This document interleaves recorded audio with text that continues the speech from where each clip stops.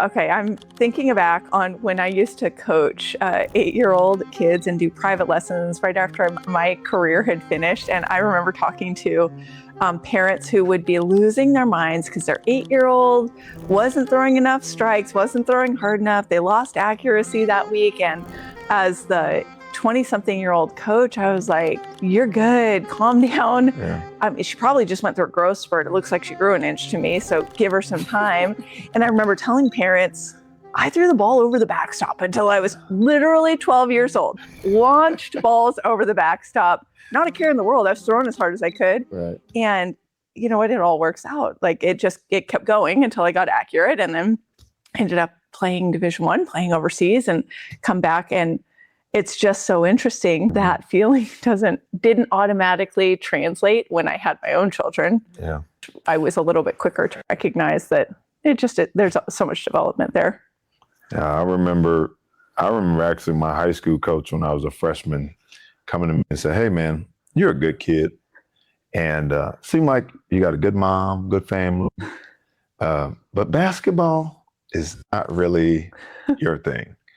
And I remember thinking, I got two reactions here. One, I'm super sad that my head coach comes to me and goes, "You ain't very good." But then the flip side of me goes, "I'm gonna show you, dude." And I was a freshman in high school and ended up being a pretty good little basketball player and ended up doing some things that most of those guys didn't get to do by the time I graduated, because that sparked something in me. And every kid has their own journey. And so that's what leads us here. And so now with that, now I get to lead youth sports organizations throughout the city of Abilene through a thing called Abilene Youth Sports Authority. And so we've helped every type of sport in Abilene since 2004. And being able to do that and watching every type of sports parent do great, some and some not so great, and all in between, in basketball and volleyball and track and softball and baseball and tennis and roller hockey, all the things that are offered in Abilene. And so all those experiences combined with college coaching and all that stuff now brings us to this point.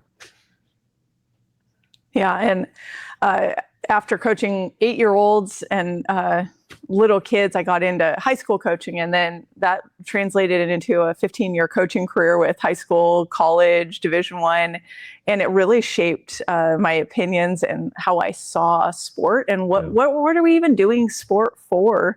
It's ultimately for character development, in my opinion, and there's so much to be learned through sport.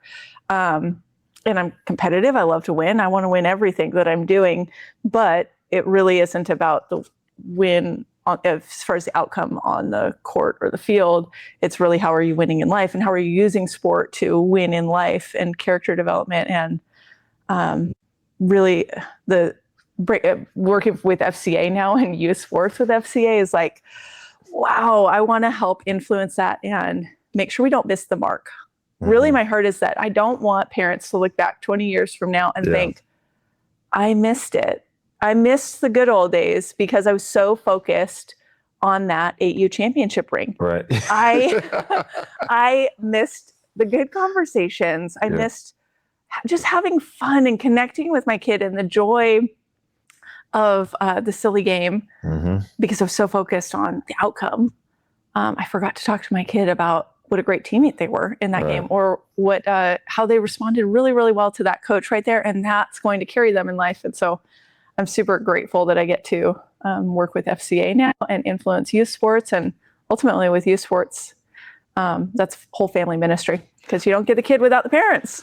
Funny question, Abigail. How many people asked you what your batting average was in college? 0. I've never heard a person ask me, how many points per game did you average? Nope. As no one cares. Nope. They want to know if you played, and that's cool. And after that, that's probably the end of the conversation. Yeah. So it's super interesting as we progress on this journey, as people get to know us and get to see what's behind the curtain with you and I, because you know the outside way better than I do, and I know the inside of Yeah. what sports look like from the indoor perspective. Because I was a climate control guy, and you were a not climate control girl. So Yeah. Yeah, it's gonna be a fun journey. And I think the opportunity to marry community partnerships here and doing ministry, and how do you figure out how to bring ministry in at all different levels with Right. youth sports for us, where it's just recreational, we're just learning the basics of a sport to give a kid something to do, but also competitive. And what does that look like as believers to coach families and kids through this? Yeah. And what does it look like to be a competitive Christian athlete yeah, and honor the Lord with your Yeah. competitiveness? Yep. Parents, what does it look like to walk away, come from church, go to a field, and still maintain the same character as people that understand it? I think we're in a unique position to speak with people, not Yeah. preach at people. Right. And I think also we know the environment that youth sports is in Yeah. right now, right? It's a lot of pay to play, and it's a lot of you're paying coaches, you're paying a lot of fees attached to all this stuff. And how do you keep it all in perspective while knowing you've sacrificed maybe some vacation time, you've sacrificed some financial gain to allow your kid to enjoy this sport that you probably grew up loving, or maybe a sport that you didn't grow up loving, but you just like to watch them do it. Yeah.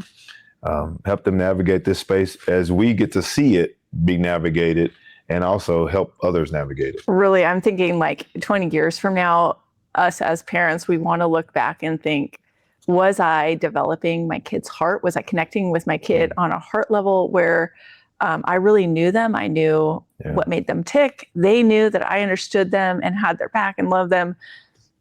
Or are they just going to look back at their chauffeur that was a really, really tough critic, and that it was a painful experience? And I really don't want it to look like I was just focused on the outcome and the player development. I mean, I think we do have a responsibility when you understand the game that you can still help them develop through the game. That's not off limits. You're still going to coach your kids up. No doubt. Do you care about their heart first? Yeah. And do you care about your long-term relationship and what their development looks like as an adult? I think that's perfect. On the next episode, look forward to the 6 words that will change everything that you think you know and you will know about your athlete.